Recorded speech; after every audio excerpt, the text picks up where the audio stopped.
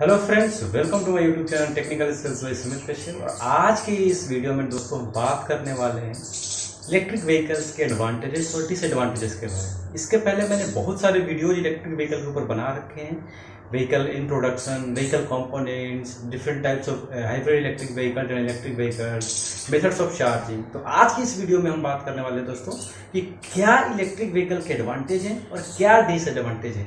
हर एक चीज़ के एक सिक्के के हमेशा दोस्तों दो पहलू होते हैं, किसी का फायदा होता है तो किसी का नुकसान होता है। तो इस वीडियो में हम यही बात करने वाले हैं कि जो इलेक्ट्रिक सेगमेंट के जो व्हीकल्स हैं आ रही है मार्केट में, उसके क्या बेनिफिट्स हैं as a customer, as a government, क्या उसके बेनिफिट्स हैं और उसके क्या नुकसान है। तो सबसे पहले हम बात करेंगे दोस्तों एडवांटेजेस की। तो चलिए स्टार्ट करते हैं आज का अपना topic, advantages of and disadvantages of electric vehicles. तो सबसे पहला दोस्तों एडवांटेजेस है हमारे इलेक्ट्रिक व्हीकल का कि जो इलेक्ट्रिक व्हीकल्स है, हमने एक वीडियो बना रखा है कि इसका जो मेन सोर्स है बैटरी है। लेकिन इलेक्ट्रिक व्हीकल का मेन सोर्स क्या है? बैटरी। तो बैटरी से वो व्हीकल रन हो रही है, यानी कि किसी भी तरह ना पेट्रोल यूज कर रहे हैं, ना डीजल यूज कर रहे हैं और ना ही किसी गैस का यूज कर रहे हैं। यानी इसका सबसे बड़ा नंबर वन बेनिफिट ये है कि जो नेचुरल जो गैसेस हैं उनका यूज अब नहीं हो रहा है। और इसके यूज नहीं होने से इसके दूसरा बेनिफिट इसके साथ कोरिलेट कर सकते हैं हम कि जो इमिशंस हैं, फ्यूल बर्न होने की वजह से जो इमिशंस होते हैं टेल पाइप के थ्रू, वो नहीं है इलेक्ट्रिक व्हीकल में। वो जीरो इमिशन पे काम कर रहा है, यानी किसी भी तरीके का कोई स्मोक, किसी भी तरीके का कोई धुआं गाड़ी से, इलेक्ट्रिक व्हीकल की गाड़ी से नहीं निकल रहा है। तो ये दोस्तों पहला और दूसरा एडवांटेज आपने देखा। पहला कि किसी भी तरीके का कोई गैस यूज नहीं हो रहा है, ना ही फ्यूल, ना पेट्रोल, ना डीजल हम यूज कर रहे हैं। इससे क्या हो रहा है कि पेट्रोल डीजल की बचत भी होगी और दूसरा कि कोई इन्वायरमेंट में कोई इमिशंस नहीं है, जिससे कोई पॉल्यूशंस नहीं होंगे और इससे हमारा हेल्थ भी सही रहेगा, इन्वायरमेंट भी क्लीन होगा। तीसरा दोस्तों सबसे बड़ा एडवांटेज है हमारा कि मेंटेनेंस की हम बात करें। आईसी इंजन जो हमारी कन्वेंशनल इंजन्स हैं या फिर हाइब्रिड व्हीकल्स हैं, उसमें इंजन्स होते हैं, उसके साथ बहुत सारे हेवी एक्सेसरीज होती हैं जो हमेशा एक सर्टेन टाइम के बाद मेंटेनेंस की रिक्वायरमेंट होती है। लेकिन इलेक्ट्रिक व्हीकल में दोस्तों मेंटेनेंस के नाम पे काफ़ी कम पैसे आपको पे करने हैं, यानी बहुत लो मेंटेनेंस है। तो इसका एक सबसे बड़ा बेनिफिट ये है कि अगर आप इलेक्ट्रिक व्हीकल आपके पास है तो आपकी मेंटेनेंस कॉस्ट काफ़ी कम रहेगी। इसके अलावा गवर्नमेंट भी दोस्तों सपोर्ट कर रही है, मैन्युफैक्चरर्स भी सपोर्ट कर रहे हैं इन्वायरमेंट को जीरो इमिशन पर लाने के लिए। और इसके लिए गवर्नमेंट और मैन्युफैक्चरर ने मिल करके एक ये बेनिफिट भी दिया है कि अगर आप इलेक्ट्रिक व्हीकल खरीदते हो तो आपको मिनिमम 8 ईयर्स का वारंटी मिलेगा उस व्हीकल्स के ऊपर। मिनिमम 8 ईयर्स का वारंटी मिलेगा। और दोस्तों वारंटी मिलने की वजह से ये है कि आप उस चीज को लेकर के हमेशा बेफिक्र रहेंगे कि आपको कोई किसी भी तरीके के क्लेम की रिक्वायरमेंट है तो वो पार्ट्स आप इजीली गेन कर सकते हैं। जो लास्ट अगर हम बात लास्ट बट नॉट लिस्ट अगर हम एडवांटेजेस में बात करें दोस्तों, तो वो है कि 3 इयर्स का, मिनिमम 3 इयर्स का free of cost maintenance manufacturer provide करे। यानी कि 3 साल तक आपको मैन्युफैक्चरिंग के लिए जो मेंटेनेंस कॉस्ट है वो आपको मैन्युफैक्चरर ही प्रोवाइड कर रही है। तो दोस्तों ये सारे बेनिफिट्स हैं इलेक्ट्रिक व्हीकल्स को लेकर के। जो मेजर एडवांटेजेस है, जो मेजर बेनिफिट्स है, वो हमने आपसे डिस्कस किया कि इलेक्ट्रिक व्हीकल को लेकर के क्या क्या एडवांटेजेस हो सकते हैं। सबसे इंपॉर्टेंट चीज दोस्तों कि आपका फ्यूल का यूज नहीं हो रहा है, जिससे इमिशन जीरो हो रहे हैं। इमिशन जीरो होने से क्या हो रहा है कि आपके इन्वायरमेंट क्लीन हो रहे हैं, जीरो इमिशन का टारगेट को हम पहुंच रहे हैं। दूसरा जो हमने बात किया लो मेंटेनेंस काफी लो कॉस्ट है दोस्तों।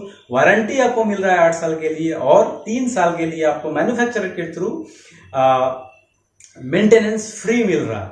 अब बात करते हैं दोस्तों इसके डिसएडवांटेजेस के लिए। जैसा कि हम जानते हैं कि हर एक चीज की, हर एक पॉइंट्स के एडवांटेजेस भी होते हैं, डिसएडवांटेजेस भी होते हैं। तो इसके जो कुछ मेजर डिसएडवांटेजेस है दोस्तों, सबसे पहला जो मेजर डिसएडवांटेज है वो कि आपका जो व्हीकल का जो कॉस्ट होगा, इनिशियल कॉस्ट ज्यादा पे करना पड़ेगा। यानी कि शुरुआत में जब गाड़ी आप खरीदोगे तो आपको इलेक्ट्रिक व्हीकल खरीदने के लिए आपको ज्यादा पैसे पे करने हैं। दूसरा दोस्तों जो सबसे बड़ा जो एडवांटेजेस है, लोअर रेंज। अभी जो कांस्टेंट, अभी की इलेक्ट्रिक व्हीकल का एक लिमिटेड कांस्टेंट है कुछ जिसको लेकर कभी मैन्युफैक्चरर उस पर कंटिन्यूअसली वर्क कर रही है। यानी कि ये बैटरी को एक वजह से मैंने बताया कि बैटरी से ही हम गाड़ी को चार्ज करते हैं, मेन सोर्स होता है बैटरी, और उसको हमें चार्ज करने के लिए चार्जिंग स्टेशन की रिक्वायरमेंट होती है। तो एक बार चार्ज करने पर एक सर्टेन रेंज तक ही चल पाता है और उसके बाद फिर आपको दोबारा से चार्ज करना पड़ेगा, यानी it takes time to recharge the battery. इसके अलावे आपको चार्जिंग के अलावे आपको क्या करना पड़ेगा, बार बार रिफिल कराने पड़ेंगे। लेकिन आईसी इंजन में ऐसा नहीं है, कन्वेंशनल इंजन में ऐसा नहीं है। आपको फ्यूल स्टेशन हर जगह अवेलेबल है, आप इजीली तुरंत आप फ्यूल रिफिल करा करके आप आगे की ओर चल सकते हैं। लेकिन इलेक्ट्रिक व्हीकल में ऐसा नहीं है, यू हैव टू स्टे, आपको रुकना पड़ेगा, बैटरी को चार्ज करना पड़ेगा।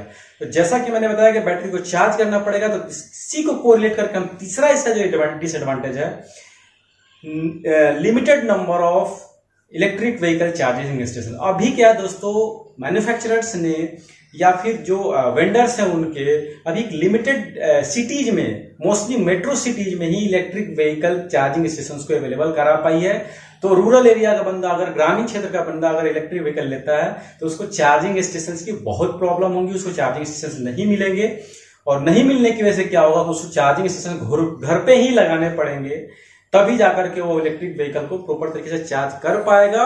क्योंकि स्लो चार्जिंग होते हैं, बहुत सारे चार्जिंग मेथड से दोस्तों, इसके ऊपर मैंने वीडियो बना रखा है, मैं डिस्क्रिप्शन बॉक्स में डाल दूंगा उस लिंक को, आप वहां पे जाकर के देख सकते हैं। तो बहुत सारे चार्जिंग स्टेशन हैं, स्लो चार्जिंग है, फास्ट चार्जिंग है।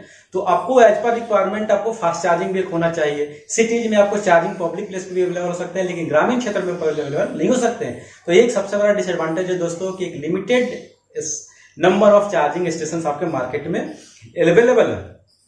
दूसरा दोस्तों की अगर हम बात करें cost in terms of cost, पहले हम आईसी इंजन के केस में बात करें तो हम फ्यूल के लिए पैसे पे कर देते हैं, लेकिन यहाँ पे बैटरी को रिचार्ज करने के लिए इलेक्ट्रिसिटी के लिए भी पैसे हमें पे करने पड़ेंगे।